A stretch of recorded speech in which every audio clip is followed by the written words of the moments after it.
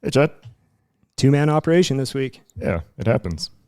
This show without Ricky might be a 20-minute show. I think he started with an 18-minute monologue at the beginning of last week. Yeah, no, it was one of his longer ones. So Ricky is off at a conference. As he reported last week, he is off in PC, which is, I think, somewhere on the East Coast. Yeah. We didn't really define it when he said that last week. We shipped him off to an eBay etiquette conference. Yeah, he really needed it after his debacle last week, or really the last month. Truth is, we kicked him off the show for that. Yeah. And maybe he'll be back in a week, maybe not. It's not as bad as the penalty box over the hockey cards. I forgot about that. Yeah. That's right. Well, while he's gone, I took the LeBron in the trade. No. And I shipped it off to PSA. No. What? So we are going to charge him for that. As you should, though. But that's what he gets for missing. Yeah, exactly. There's an Adam. Oh, it's a 101.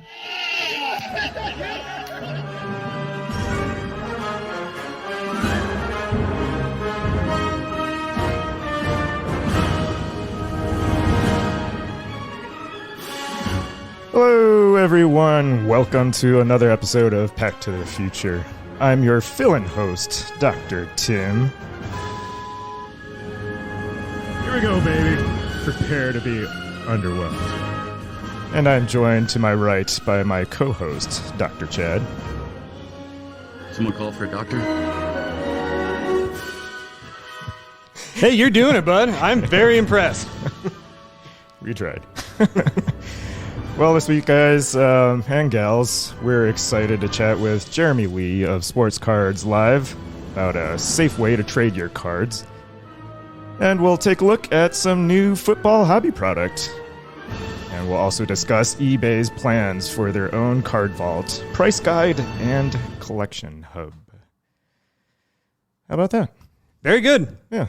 So we're going to start off segment one by bringing in Jeremy Lee. Now, for those of you who may not know, which would be few, we've got a bio on Jeremy. Jeremy is involved in a lot of things sports cards and Trade Safe Hub, which we're going to talk about. So he is a lifelong collector who started in the 80s, so has been going for 40 plus years.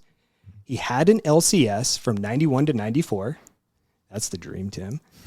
Started Sports Card Live YouTube channel in April of 2020. Started Collectible Live in September of 21 in partnership with Collectible. He joined the Trade Safe team in April of 2021, which was launched officially, well, at least was launched last month.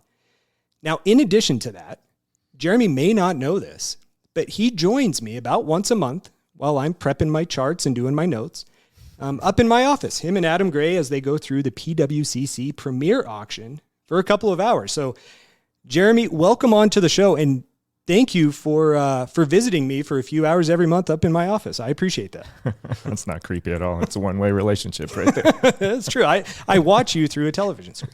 Thank you, fellas, for having me. It's a pleasure to be here. And I know that whenever I'm at a card show in the future and I see you guys, I'm going to try and sit close to you guys in case anything happens to me. I'll have some good care to take care of me should I keel over. So thanks for having me, guys. It's nice to be here with you. Yeah, of course. That might on. be all that we're good for, but yes. So Jeremy, going through, and I was trying to think of this before the show, and I don't know where I could pinpoint it, but through, I believe, one of your YouTube channels or shows, you had mentioned Trade Safe Hub, and I was absolutely fascinated by this, filling what I think is a big need in the hobby. So we're going to start, and I just want people to hear about what Trade Safe Hub is. So can you go ahead and just give us a description? Yeah, I'd love to. So Trade Safe is, so we call the company Trade Safe. The website is tradesafehub.com, and we're working on a hashtag Trade Safe Hub where people can post a card on social media, hashtag Trade Safe Hub, and then we will repost and try and get some trades going for people. So, or buy sells. But really what Trade Safe is we're the hobby's middleman. So let's say you are wanting to do a deal in a Facebook group and you might be new to Facebook, or you just don't have a lot of experience. You don't have a lot of vouchers. What Trade Safe will do is it will allow you and your trade partner to both send your cards into one of our hubs. We have 3 hubs throughout the United States. You both send the cards into the hub. Once we receive the cards, we verify, we confirm with each party, and then we ship the cards out to the ultimate destinations, to the person who's supposed to receive them. And if it's a buy sell, let's say you're going to buy a card from somebody who you don't know, you met them on Twitter or Instagram or Facebook, and you're not really sure if you're going to receive the card. And I know we've all been through that. You're sort of taking a leap of faith, right? So you send them the money, you hope the card comes in. So what we do in that situation is we say, okay, seller, you send us the card, we will hold the card. We will then let the buyer know that we have their card. We will now say to them, send the seller the money. The seller will then receive the money, send us evidence that they've received the money, and then we will ship out the card. So really what we're doing is we're making sure that whatever you trade for, you're going to actually end up getting. Absolutely fascinating. Now, you mentioned 3 different hubs, and looking at your website, those are in New Hampshire, Florida, and Oregon. And it seemed as though they're kind of spaced out geographically throughout the U.S. But what was the intention of those 3 different hubs? Anywhere that I guess if Tim and I were going to do a trade and we lived across the country, is there a reason we'd send it to one place as opposed to the other? It's really to expedite the shipping time and to cut down your cost of shipping. So let's say one person is in California and the other person is in Georgia. So the California person could ship their end to Oregon and the Georgia person could ship their end to Florida. Our hubs will talk to each other so they don't have to come into the same hub. And I'll add to that, when we do receive the cards, the packages, everything is video recorded. Right, right from taking the package out of the envelope, we'll show it to the camera. We will record any damage to the slabs, make sure it's the right card. So we actually even do a slab examination to look for any tampering, to make sure there hasn't been any of that. We are not authenticators, but we're doing our best to make sure that what the person traded for or purchased is what they're getting in the package. So I went a bit further there, but that's really the purpose of the 3 hubs. The other thing to note is that each hub is run by one of our partners in the company. So it's everyone who runs a hub is a part owner of TradeSafe. I see. I love that. Expedite shipping times and getting your card in the hands of the other person. Yeah, on average, Jeremy, just give us a time frame for how long this process usually takes. Well, it really depends on how long it takes for our hub to receive both ends of the trade. Sure, and again, if it's just a buy sell, then we only have to wait for the one card or the one package to come in. So, that's probably going to be anywhere from like 1 day to about 4 or 5 days for us to receive. If both sides come in within that 4-day span, we turn it around in 24 hours. And then we ship out. And shipping out will be another couple days. So you're probably, I would say, to be conservative, you're looking at about 10 business days should be the max to from start to finish for the whole process. Wow. That's a cool 2 years sooner than if you were to ship a card off to PSA, Tim. It's true. Yeah.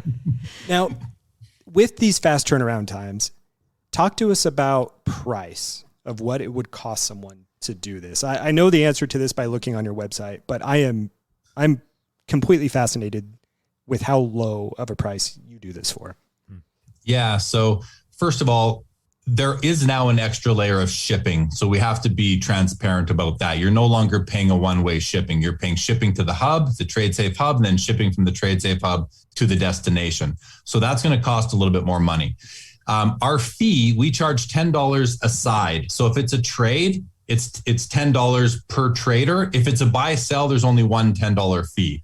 So, and while we're called TradeSafe and we think the name, does articulate what it is we're doing, we do believe that once we really do ramp up and scale, that we're going to see more buy sells than actual trades, which is great because it's less work for us and it's less fee for the people involved. So, but yeah, it's $10 a side. So for us, $20 revenue for a trade where we're collecting cards from 2 different parties who are transacting together.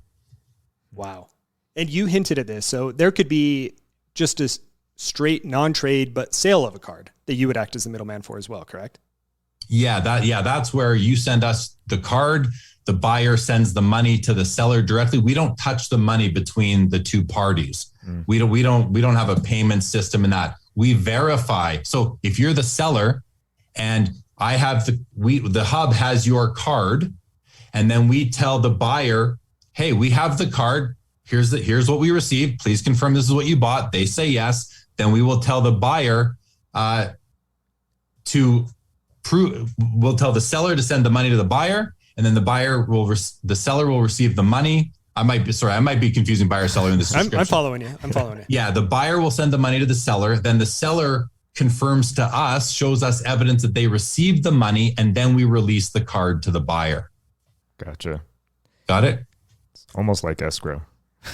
It's very much like an escrow service. The reason why we don't use that term is because escrow is really based on the value of the assets that are trading hands, right? In a typical escrow service, we are not charging based on the value. We really consider ourselves middlemen. We are just being a middleman for the hobby, hoping to be a trusted middleman. I think we feel that we are trustworthy, and that's a hurdle that a lot of people will have to get over to understand like who we are and why they can trust us. But we feel that we have that covered off. So, but yeah, we're simply middlemen. Yeah, no, I think that'll be really appreciated, because I've seen other solutions, Jeremy, where, like say somebody in Tennessee and the buyer, the seller's in Arizona, they decide to fly somewhere in the middle. And I've seen them do like a handoff at Blowout Cards or like at a bank, so that there's video cameras and, a safe place to, pass over 5 figures in cash. And, it just is clunky, right? So you're paying for a plane ticket to go somewhere so that you don't, screw each other over, basically, for lack of a better way to describe it. And you are definitely providing a solution for much lower costs. And logistically, it takes a little bit longer, but for the security and the peace of mind, I think it just would go a lot smoother this way. Yeah. We kind of say that, we solve the who sends first dilemma. Yeah. Right. Who's going to send, right? Who sends first? And so that, we also like to say, you make the trade, we make it safe. That's our main tagline. But then we also like to say that, if I'm trading with somebody, it's like, I trust you, but let's use trade safe just for that added layer of protection. Make sure that because things do get lost in the mail, right? Absolutely. And something could get lost on their way to the trade safe hub, and that's out of our hands. But we do, as part of our process, once the trade is logged in our system, we actually send out shipping labels to each side. So that kind of helps to streamline the process, make sure that it comes to us. And as soon as your package gets to our box, our PO box, it's covered. The insurance covers it to the value that you put on our trade agreement. So we are fully insured, as are our customers, from the moment we receive the item to the moment the ultimate the purchaser or the trader receives it. So that's you want to know how? Can I tell you sort of the inspiration for the idea a little bit? Absolutely. Yes. Absolutely. Yeah, and I'm sorry if I jumped ahead, but I feel like I should go back a little bit. So it's funny because you guys have both sort of indicated that you've felt the need for this service, but no one had stepped up and done it. So a little bit more about me and my hobby history. You mentioned Blowout. So back in like the early 2000s, when Beckett's message boards were the main sort of hub for collectors to congregate and communicate on the, with via text on the message boards. Yeah. That's where I was involved in those message boards pretty heavily back in the day. When Beckett turned off those message boards, all the collectors kind of scattered. The basketball guys went to Freedom Cardboard, the hockey guys went to Hobby Insider, football and baseball guys went to Sports Card Forum, and then eventually Blowout kind of took over and became the main one. But I was a hockey guy predominantly, so I went to Hobby Insider, and that was in like 2005, 2006. In 2012, I actually acquired Hobby Insider, and I own it to this day. And it's still a place where hockey collectors predominantly gather, and there's a few hundred people on there every day. When I took it over, I started getting these private messages from people who said, "Hey, I made a deal with somebody. Would you mind if we both sent it to you first?" And I thought to myself, no, I don't mind. I'm happy to do that for you, right? Just as part of the community and to help build the community up. So I did it a couple times, and then I had to just sort of say no, because it was taking up it was taking up more time than I was willing to put out there. And I wasn't being compensated. Not that I need to be, but it was just getting to be too much with my career and everything. Didn't you get nervous too? Right. Pardon? Wouldn't you get nervous too at times? Right. Well, and that as well, I did it twice. I did it 2 times. And so it was just like, right there, I was like, I don't want to be doing this anymore. We have a feedback system on Hobby Insider. We're a trusted community. We have a new user must send first rule until they get to 10 verified trades, etc. So I knew there was a need for this. In April of 2021, when our founder, Steve Foley, he cold called me from knowing me, from seeing me on Sports Cards Live. He reached out to me and said, hey, I have an idea I'd like to share with you. I said, sure, let's have a Zoom call. We did. And he told me about his idea. And right away, I'm like, I know there's a need for this. I've done it for people before, and I stopped doing it. I know there's a need for this service. So yeah, I'd love to get involved. And, at first the idea was a lot bigger, build a community and have it moderated and maybe have a gallery for people. But we pretty quickly decided to really focus our energy and just work at the core competency of being a middleman. Let's leverage the other communities that are unregulated, that have these vouch systems that may or may not work. And let's just be a middleman and leverage other communities instead of building our own. And that's where we are today. That focus really comes through. You mentioned the trade agreement form, which I pulled up and looked through. And while I've not used this service yet, this form, it's very apparent that the focus is on kind of fraud protection or being reliable and being a very well-respected middleman. So some of the things with this, graded cards only, correct? So you prevent against fake cards. Yeah. To the best of grading can. Yeah, Chad, no, it is graded cards only right now, but we do want to integrate raw because it's such a big part of the market. So we're going to have to build in almost like a waiver onto the trade agreement, where if you are you have to hold us, without any liability. Right.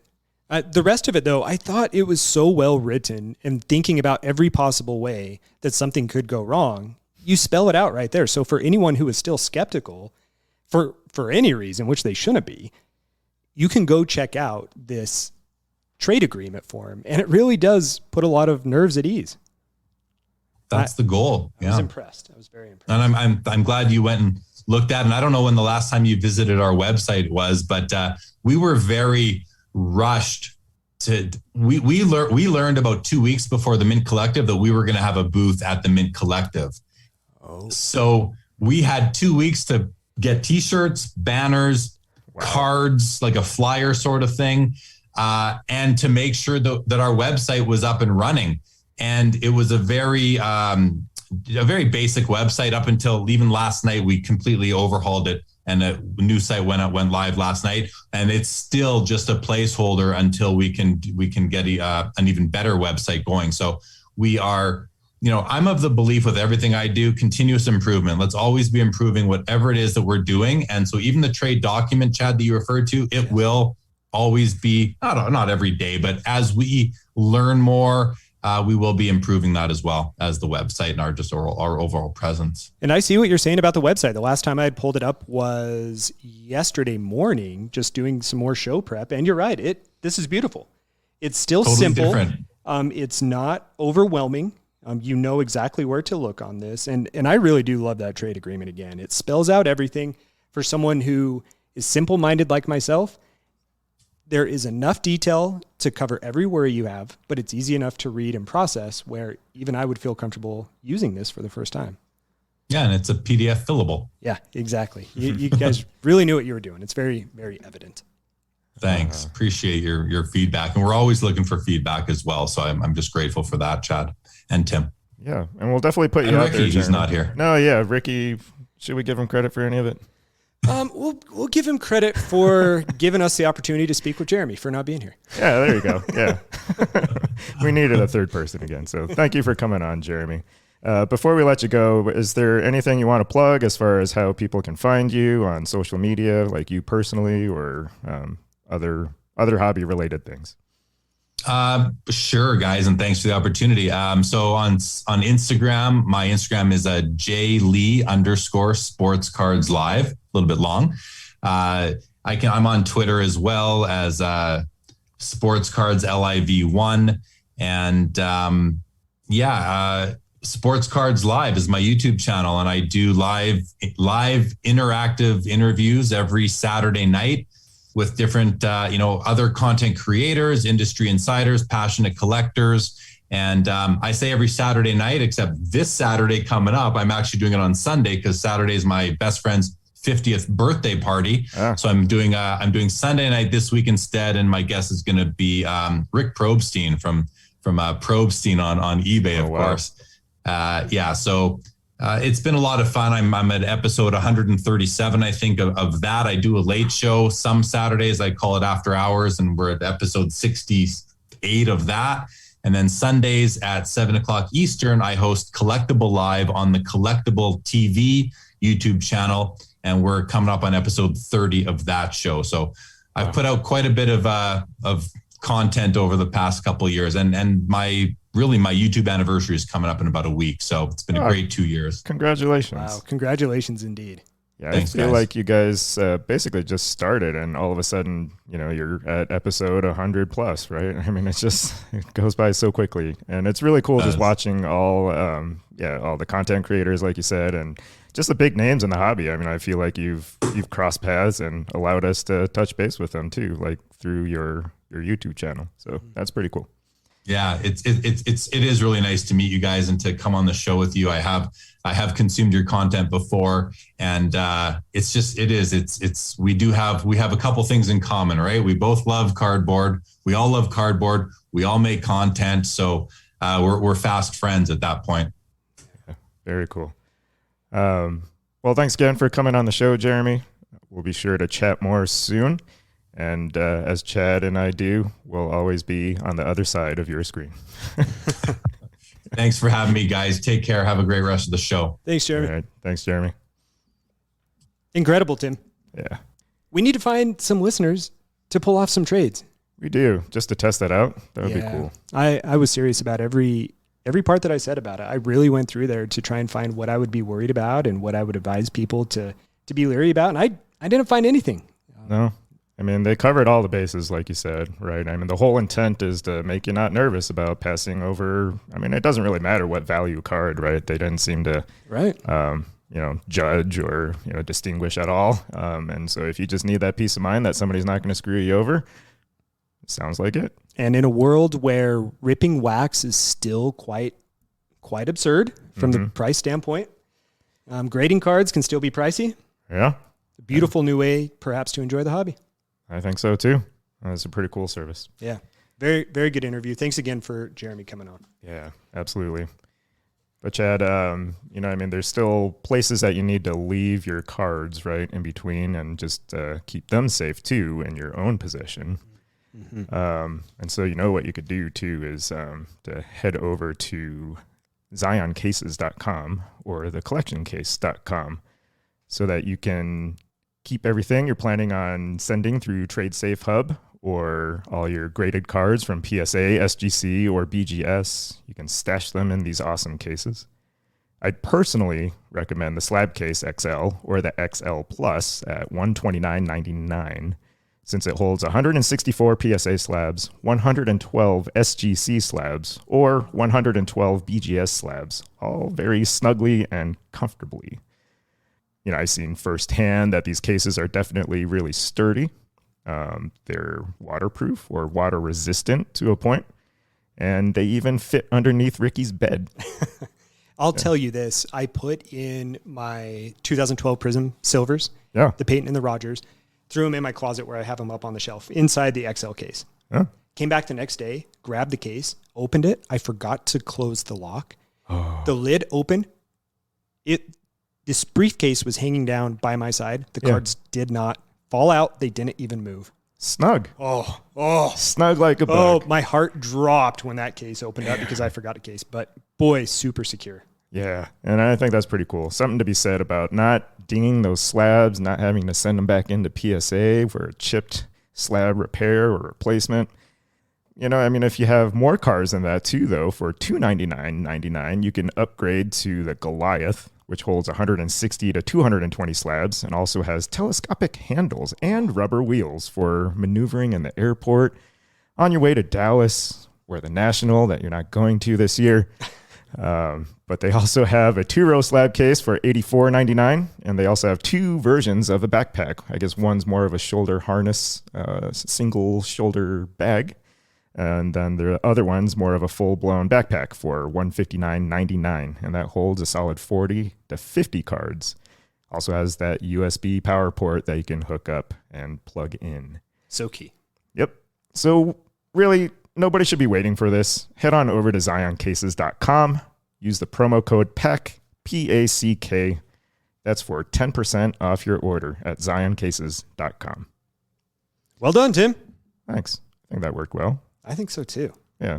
It's kind of a weird transition into segments. It was. Should we give it one of these just since Ricky's not here? Welcome back to the show. You can find us on Instagram, Pack to the Future. Ricky, Tim, what's our Instagram handle again? I'm pretty sure it's Pack Future Podcast on Instagram. You can find us there. We'll be interacting with you all week. In some order of Pack, Future, 2, and the, you can find us out there somewhere. Imitation is the greatest form of flattery, Ricky. We love you and we miss you. All right, guys. Next segment, we are going to transition into Donruss Clearly Optic Football. Yeah. What happened here? I mean, this was nowhere on my radar. It's not an existing product. And boom. Really interesting if you think about it. And we'll touch on this at the end of this segment, but the fact that Panini, despite losing the football license, is still creating new product. Yeah. Why? Good question. Good question. So what we're going to do is give you product details, give you a bit of a rundown. We'll go through a little bit of the set checklist.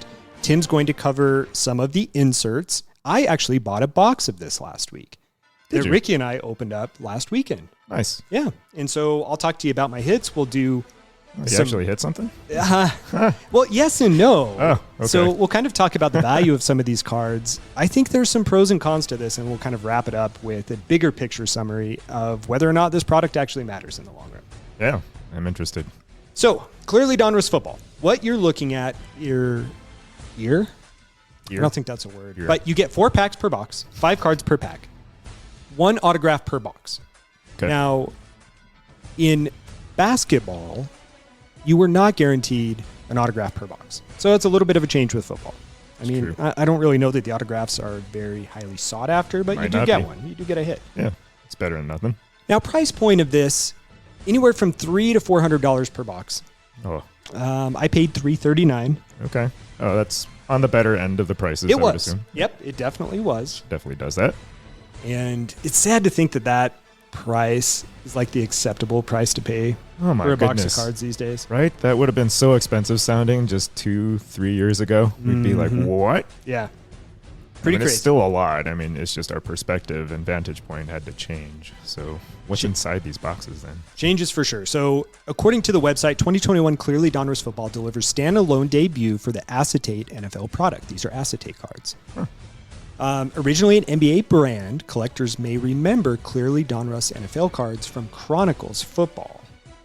I don't remember this, but I traditionally do not purchase Chronicles. Yeah. I mean, Chronicles, there's so many different, like, just a hodgepodge of cards thrown together. It's hard to keep track of what's what. Is. Yeah. It really is. So 50 veterans in the base checklist alongside 50 rated rookie cards. The main acetate set for 2021 Clearly Donruss Football totals 100 total subjects, for those of you who can't do math.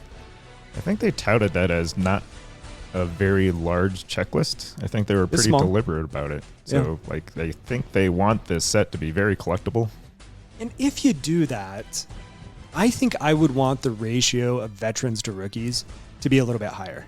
As in more vets to rookies? Mm-hmm. Yeah. Because 50 NFL rookies, I mean, what are the odds that even a quarter of those guys are going to last more than 3 or 4 years in the league? I know that that number is pretty low. Forget 3 to 4 years. I mean, just making a roster. Yeah, right? that's By a the great time they point. Put this product out. That's a great point. Yeah. 8 cards from each subset should appear in every box. In addition, parallels combine to an average of 2 per box. Okay. So you have parallels, you have some subsets, you have 50 total cards, 50 of which are going to be rated rookies. Every card is acetate. Yeah. So they do look good. You do get to open up some packs. They do look good. The base card, let me show you a base card. Oh, cool. Yeah. I did hit a TJ Watt. This one's actually numbered to 99, but really the only thing that differentiates that from a regular base card is just the numbering on the bottom. But otherwise, that's what the cards look like. Almost entirely clear acetate. Wow. I like them. Have you, like, taking it out of this penny sleeve, which I won't do, but, like, have you gotten a sense for how good the condition is out of the packs? They seem to be okay. Now, the problem is you get that chipping in the acetate. Mm-hmm. And I don't even know that it's chipping on the card. I call it a chip, but it's almost like they're little fragments inside of the clear acetate when it's being produced. Yeah, if that makes bubbles sense. Too, sometimes. Yeah, exactly. Yeah. There is a card that we'll talk about here in a moment that I thought about grading, but I'm not going to because of that exact thing. Oh. Now, I have never graded an acetate card, this clear of an acetate card. So I don't know how PSA would grade these when you do get the little bubbles or almost the little specks inside of them. Right. Do they consider that just part of the card manufacturing process and cut you some slack? I don't know. Is it like the back of a card print line? That's always been debatable, right? Like you hear one thing versus another, and I don't know that anybody knows definitively because even if we say that they do, they probably don't. And then if you say they don't, then I'm sure there's examples where people have snuck something by them. So I did also bring my autograph card, Tylon Wallace, wide receiver of the Ravens, for whatever it's worth. Sticker auto, not numbered. Take that for what it's worth. For everyone who has not seen one, it's what you would picture. It's the traditional sticker on the bottom of the card. It's interesting how they did that, though, right? Because obviously it's a fully clear card, so they have the kind of that like frosted white glass on the bottom where they stuck the sticker on. Yeah, that's true. And I guess that's kind of like how they did Contenders this year. You know, they made it look like there was a window for stickers, and whether there was a sticker or a real auto, nobody knew. Surprise! It was fantastic. Yeah. But the base and the autograph, I don't feel are going to be the main draw of this product. And if this product has any staying power in the future, it's going to be because of the inserts. I agree. Right. Based on what I saw through the product, too. There are 3 big-time inserts. Mm-hmm. You want to tell us about those? Yeah. Let's start with the first one, the Gridiron set. Gridiron Marvels, specifically, aping the net Marvels that you saw first in 2019 Donruss basketball. So play on words continues, and it's the Gridiron Marvels, and keeping the set short, the checklist short, 20 cards. That seems pretty reasonable if you want to chase after this full set. It does. These cards are hard to hit, though.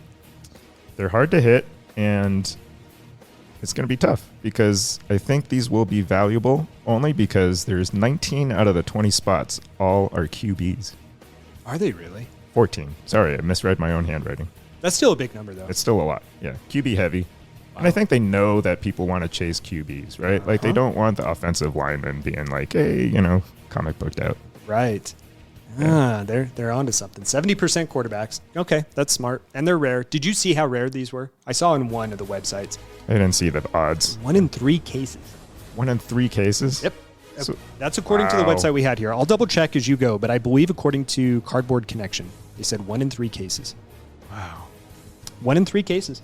Yeah, that's not great. And so even though there's only 20 cards on this checklist, that could cost you quite a bit of money to build if you're out trying the to rip set. them, for sure. Yeah, no, forget ripping them, right? What did you think of the look of these cards, particularly the color scheme? Did you see them? I've got one pulled up here of Trevor Lawrence. Yeah. And they all fit in this color scheme. So it's a green outer border. Yeah. With a red background. Green has never done it for me. You know how there's certain cards that are like emerald out of 5, the all holy emerald green PMGs. It just, no, I don't know. Unless it's matching a jersey, which this one is with Trevor Lawrence and the Jaguars. And even so, the red contrasts it so sharply that I'm just not a big fan. I know they're rare. They've got the quarterbacks, but for me, it doesn't hit home. Yeah, just like the Jambalaya. Exactly. Red and green. Still can't believe they won the tournament. Oh my goodness, yeah. But they couldn't use light blue because that's what the Net Marvels did. So apparently they just had to pick a different color. Next year it'll probably be purple if they make it that far. And didn't Net Marvels the second year use like a background beige color? Wasn't it like a really bad it wasn't beige white. color? Yeah. I'll tell you about beige. So my wife and I built our house 6 years ago. And we wanted the color scheme to be very similar to a model home that we saw. Yeah, and they call it builder beige for a reason. Well, we didn't want builder beige. Uh-huh. So we went and told the person, we're like, hey, we went and saw this house on X address. And she's like, you're familiar with this because you designed it, right? She's like, yep, know everything about it. We're like, we want our walls this color. And our main floor has that really elevated ceiling in the main room. So, I mean, there's a lot of wall. Not short, yep. So paid a lot of money, had it painted. We walk in. It was not the gray blue that we had wanted. Right. It was beige. The entire house was beige. And beige, for everyone out there at home who has a beige home, I'm sure it looks lovely. Right. But it's not the color that we wanted. No. And so we had to repaint the entire inside of the house. Did you do that on your own? No, this was actually a very big point of contention. Like, it was very stressful. We were already kind of stretching our budget a little bit, and we just paid someone to do it. Oh, my goodness. Painting is the worst. You know, you either end up with neck spasms, you either fall off a scaffold. Or an argument Or an somewhere because argument. one person, tapes better than the other. Oh, and good grief, the taping. And then you have the people that don't tape, and then you have, paint all over the trim. I mean, it's just the edges on everything are just terrible. And you know what it ends up in, to be honest with you? And the main point of this is 6 years from the time that you had this bad outcome with beige is that you end up ranting about it in the middle of a sports card podcast. Yeah, where do we go with that? Jeez. So I derailed that part. Yeah, we'll rein it back in. But we have two more good inserts. Yeah, so the color scheme on Night Moves. Night Moves, Sorry, yeah. Good grief, my handwriting. It's definitely gone doctor on me. Yeah, you're a dog, But man. Night Moves, I think pretty cool. It's a blend of, I would say, the Genesis parallels along with a color blast. Is the best way to describe it. They kind of went with a galaxy type feel with a supernova color scheme. 25 cards in this set. Okay. Yeah. I'm sure they're pretty hard to hit as well. 1 in 3 cases Yeah. for this one too. Just bad. Because, another tangent, but, I watch a fair number of case breaks and group breaks. And, I frequently hear the breaker say, oh, okay, the case hit should still be left, right? Mm-hmm. They'll do like 3 box breaks now because the costs are so atrocious. And then, they'll say, well, that the case hit hasn't been hit. They can't even say that. It's true. Yeah. They can't even guarantee that one of these is in each case. Ooh. And it's pretty arbitrary right now that I think about it. Like, a case was never meant to be like a sealed thing, right? Like, they're meant to be opened and the boxes distributed, right? So, like, when did it become this all holier than thou? Like, hey, you got to have that clear piece of tape that, That's a great question. yeah, I have never heard an answer to that. I don't think so. People are paranoid about getting shafted, I guess, right? So, They are. These Night Moves, though, I think these cards look fabulous. they do. Yeah. I don't know how they pull it off with the Clearly Donruss product because the background is black and then blasted, almost like color blast color, like you mentioned. Yeah. So I would really love to see what one of these looks like in person. That would be cool. Spoiler alert, I did not hit one in the box I opened. Yeah, you wouldn't have. That's true. I do have a very long history. Sometimes I forget about it when I don't open wax, but you are right. So these cards look very good. Yeah, but your favorite's coming up. The big one. Yeah, the downtown. Yeah. Everybody recognizes that at this point. The insert possibly of the modern era. Ooh. Yeah, maybe. Tall claim. Maybe. I don't think we so. did an entire episode on Kaboom. Yeah. Oh, I know. Should we do a whole one on downtown? I thought about it. Really? Oh, you know how many hours of work went into that Kaboom episode? And it didn't play. It didn't play as well as I hoped it would. No, it Because did. it's like all on one topic. But Yeah. boy, it took a long time. So maybe we'll do one on downtown. But I love the look of these cards. Yeah. No, they do a good job. I wonder what thickness cardstock these will be in. If they'll have that kind of like hefty feel to an S-Day card, or if they're going to keep it like that 35 point. I think they're all 35 point. Yeah. I really do. I can't say that from firsthand No, experience. I mean, that but makes sense, right? looking Because, at it. clearly optic. But yeah, there's 35 cards in this set. Oh my And- gosh. Are there really? Yeah, so this one's vet heavy though. So I think that set might be more up your alley. Oh, I love that. Yeah. You're not going to get a bust. No, I think there were only like 5 rookies, and it was like Jamar Chase, like Kyle Pitts, the QBs. And so it was like, oh, okay, if I hit those, I wouldn't have been angry. Right. You know who I would have been angry about hitting though on the vet list? Who? Alvin Kamara. Was he on there? He's on there. You know, Alvin Kamara, though, I've always liked the Saints color scheme. Yeah. And I'm not a Saints collector, but I could always see myself being a Saints collector. So he's not awful. I know, just don't collect the murderers.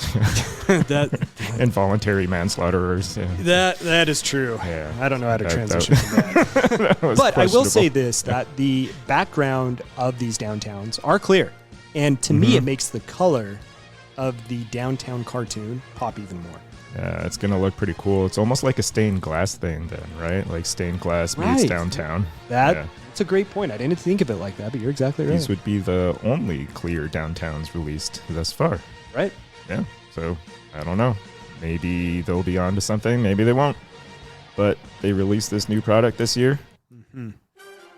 How 3 many big-time years- inserts. Yeah, but how many years are you really going to be able to collect it? And that's the hard part, right? Yeah. Is can they do enough in this product in maybe 2 more years to make people remember this and be meaningful in years to come? Assuming that Panini doesn't get bought out by Fanatics and that they don't carry this on. Yeah, So I don't know. I mean, I think historically clear acetate cards are kind of like the redheaded, stepchild of the hobby, right? Because Topps Clearly Authentic, same thing, right? Like clear cards that they have to kind of fade out and then kind of make gimmicky 101s out of. Yeah, they are fun to open, though. fun to open, but yeah, I'm not sure it'll stand the test of time, but we will see. Give So- us your thoughts. Yeah. Yeah, so a couple more things just before we go. Yeah. Sorry. Pricing.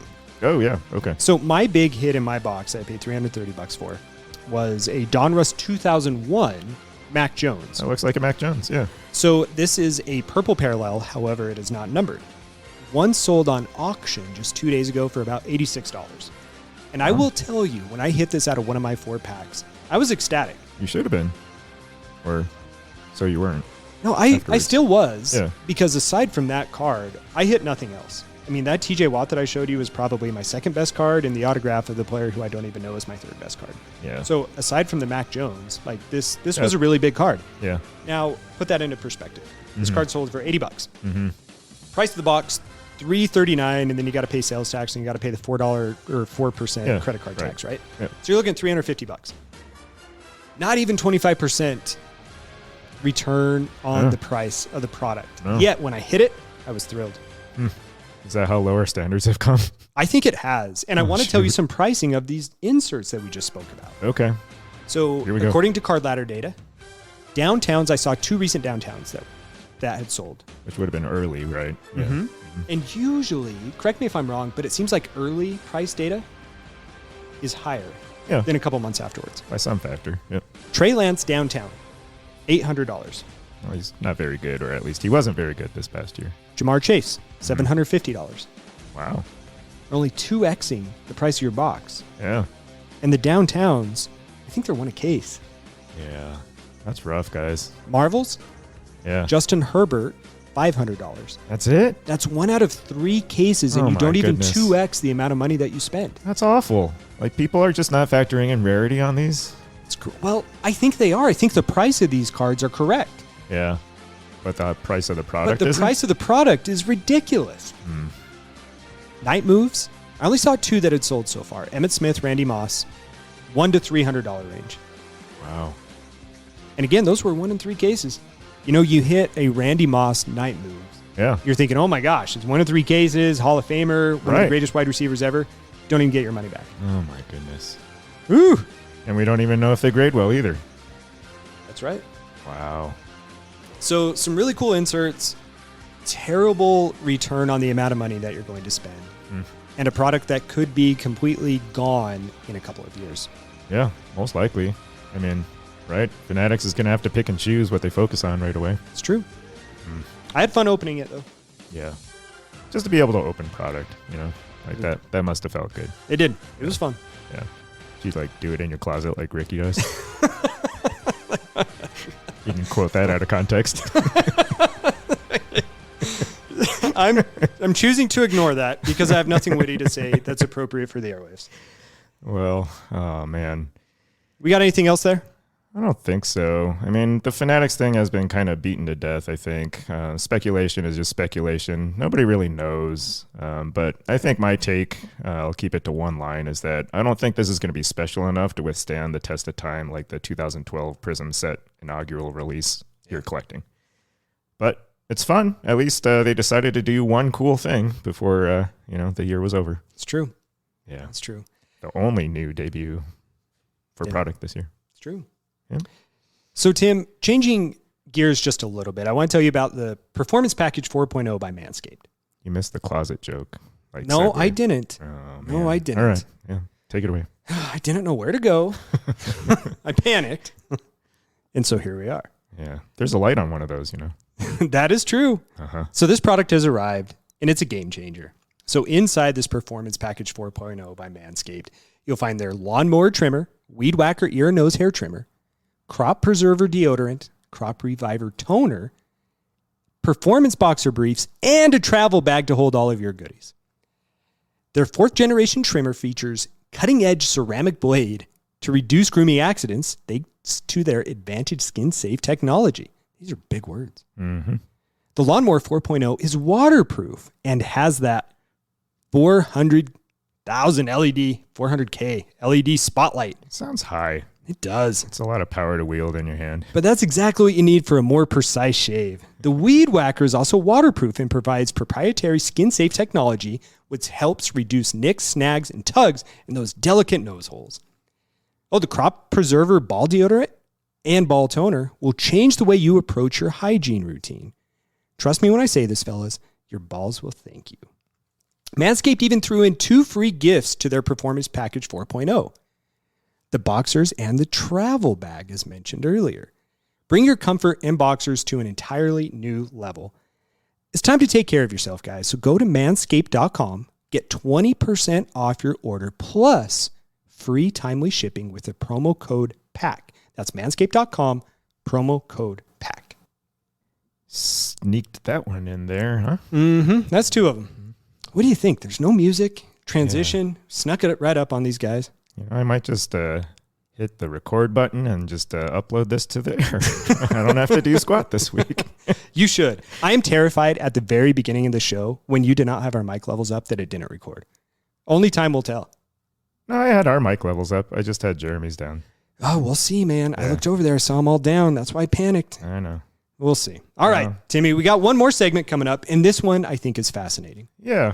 Even without Mr. eBay here, we're going to squeak in some eBay news. In his honor. Mm-hmm. Got to keep his memory alive. Yeah, I know. He might not be back.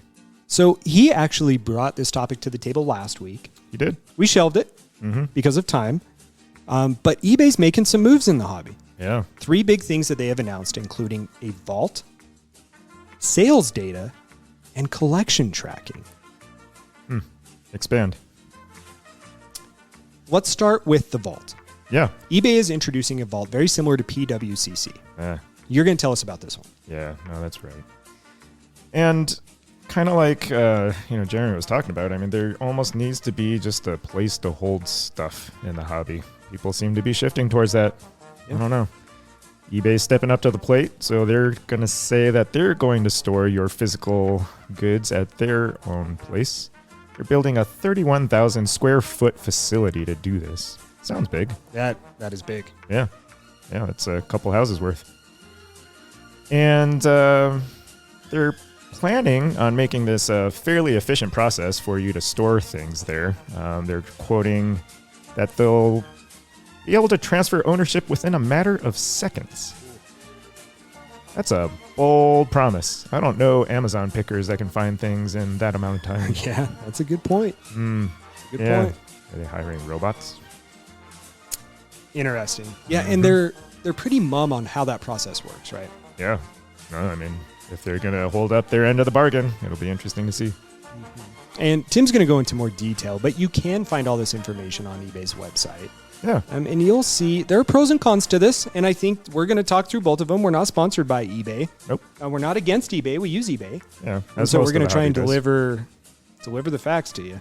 Yeah. But kind of vague on some of these promises, or some of these statements, I should say. Yeah. I mean, they're like, they're very clearly marketing terms and, puff pieces.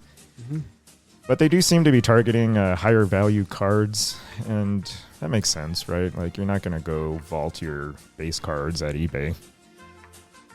And so they're catering to those customers. They're claiming that they'll be able to hold, or they plan on holding, about $3 billion worth of cards in this 31,000 square foot facility.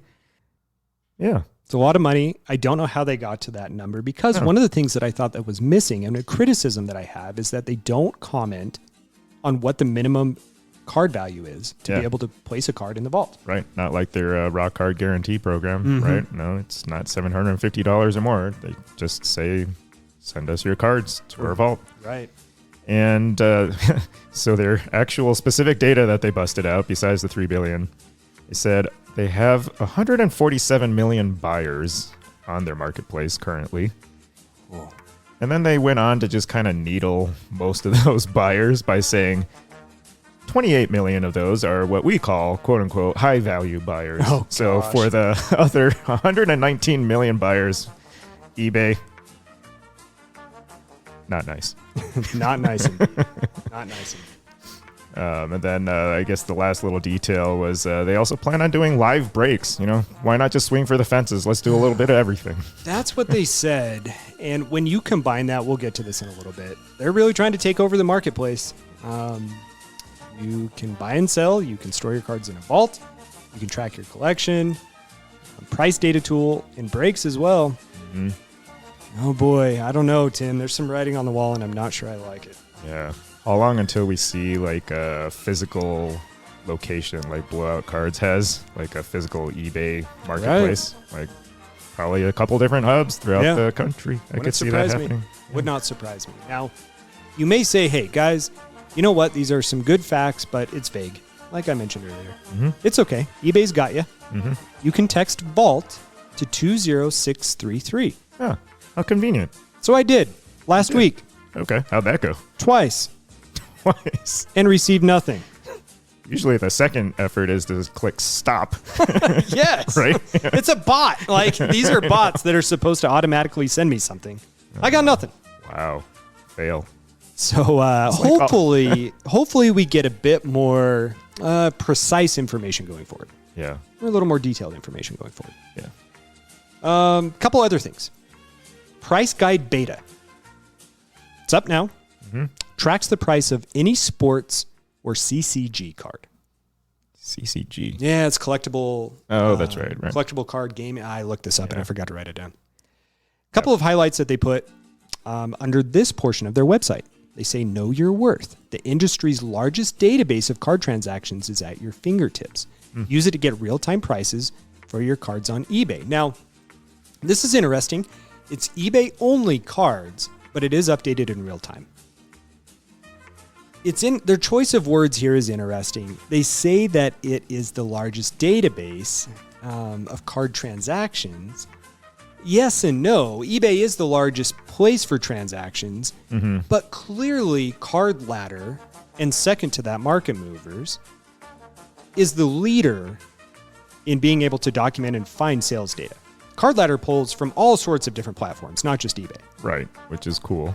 But So- then the trade-off is they don't pull every card. So eBay's claiming that all their data is going to be available. That's you what they think? say. Wow. That's what they say. They say start with a search. Curious about the value of a card? Search it to get the most comprehensive pricing data from the past year. In the eBay app, simply type your keywords into the search bar and click on the Feature Price Guide banner at the top of the page. Now, I did this last week and a few times over the past week, specifically for the show to try and pull up. I couldn't get it to work on my phone. Oh, that sucks. I mean, we do everything on our phones. Have you seen this? No. Do you have eBay on your phone? The app? Yeah. Okay. Yeah, let's pull this up. Search for a card while I'm chatting. And this does come to mind that over the past X amount of months that I have seen this before, but I've never used it because I use Card Ladder. Listeners, you know what? Card Ladder, I use them. I love their product. Message them if you want a promo code to get a discount. We don't have a relationship with them. No, we don't don't. need them to pay us for anything. Like, we're going to promote their product because I love it. Well, and we legitimately use it. Like when I purchase big value PSA cards, that's where I go. Yep, that's where you go. So, you know what? You want a discount code for when you sign up. Go message them. Say, hey, the guy's a Pack to the Future. Give him a promo code. Okay, besides the fact, Tim, you are pulling up the eBay app. Yeah, so I have a saved search of Michael Jordan's Power in the Key card Okay. because I keep meaning to pick one up. Okay. Where And you do I search go for from it. here? Yep.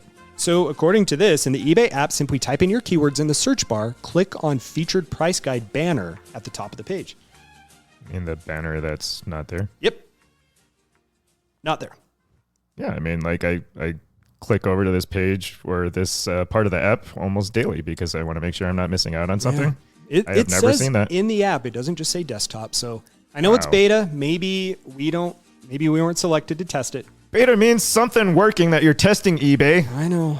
So that's absent. frustrating. Like, it would be cool to be able to see that in this all-encompassing hub that I feel that they're trying to create, but it's not there yet.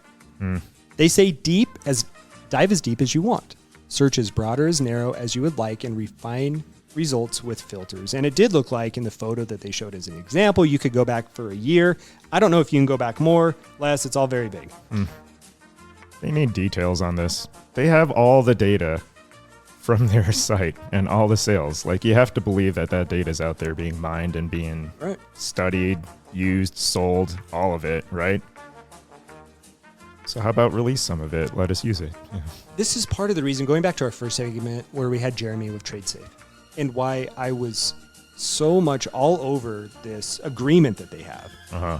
Because it's things like this. It's Yeah. the details that you think of as someone who hasn't used the product yet, but you're thinking, okay, where are the steps, where are the flaws that you want to be able to see and that you're curious about? With his product, I couldn't find it. They're not there. But with eBay, each one of these things that they say, it's not. There's so many holes you can poke It's not in. right. All of it. It's so wrong. So, a little bit frustrating. The last point that they make with this, collect confidently. With eBay market value, you get price data for a single point in time based on rich eBay transaction history.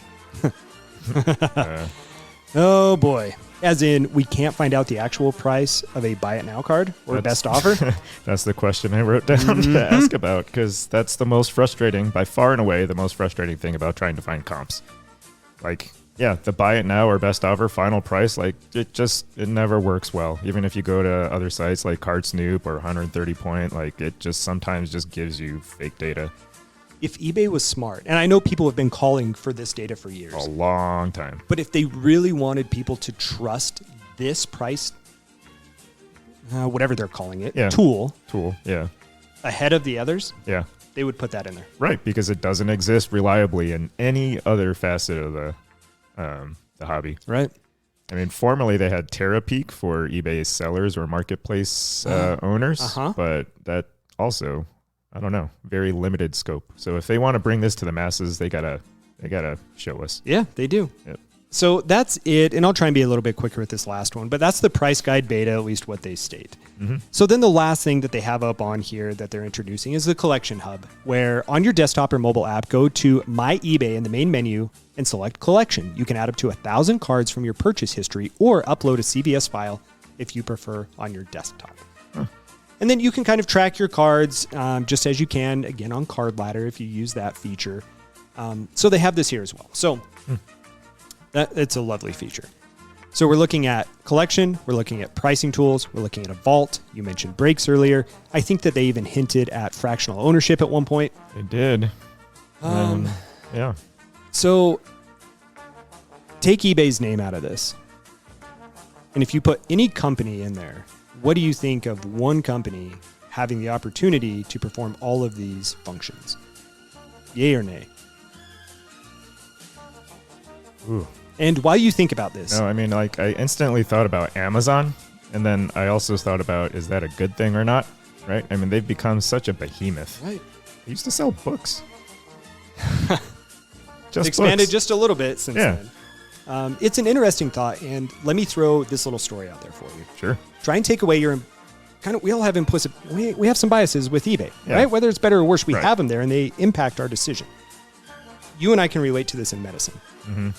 Let me tell you about Drug X. Okay? No, seriously. Yeah. Someone comes in for Drug X. They say, hey, I've got this condition that I've tried so many other medications for, and I just don't get better. There's this drug that I want to try, but the government doesn't let us test for it. Right. There's no good research behind it. But there appears to be no major, and this I'm going to say this loosely, people, okay, just for an example, there's no major side effects that are known in adults. Okay? Okay. And it could potentially help my debilitating condition that otherwise I don't get benefit from. Would you sign up for that? If I was at wit's end, Yeah. yeah. If I had exhausted all other avenues and none of them worked well. Now, let me tell you the name of the drug, and I don't want any comment on the drug, but I just want to show the bias that we could have based off of a name. Yeah. Now, so that drug is medical marijuana.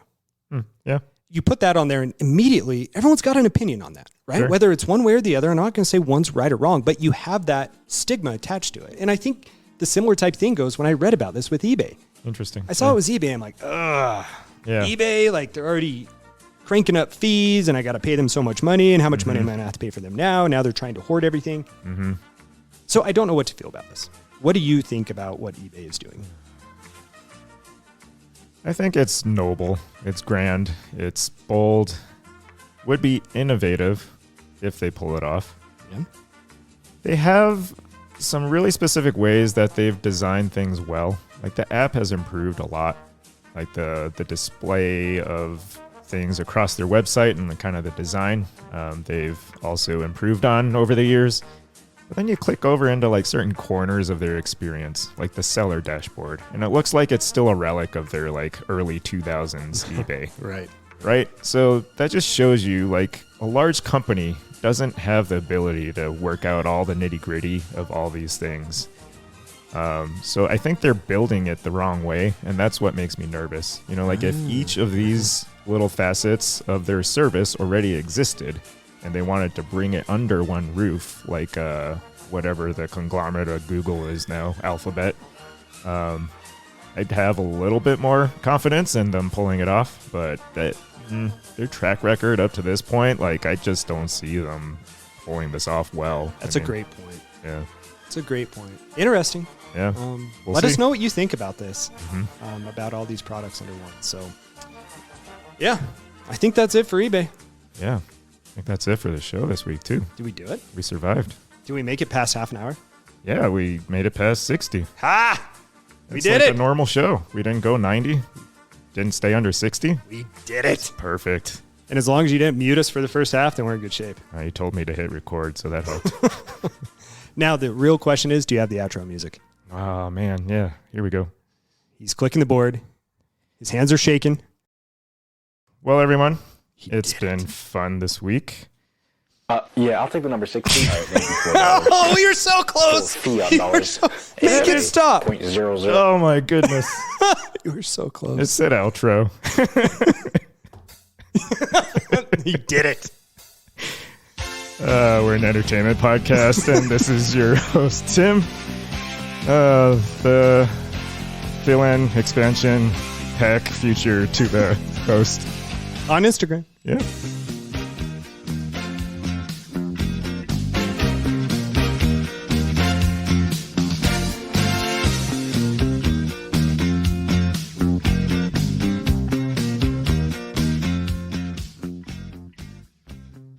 We did it. Yeah. Look at us go. Yeah, we did it. I like it. Yeah. I always miss Ricky.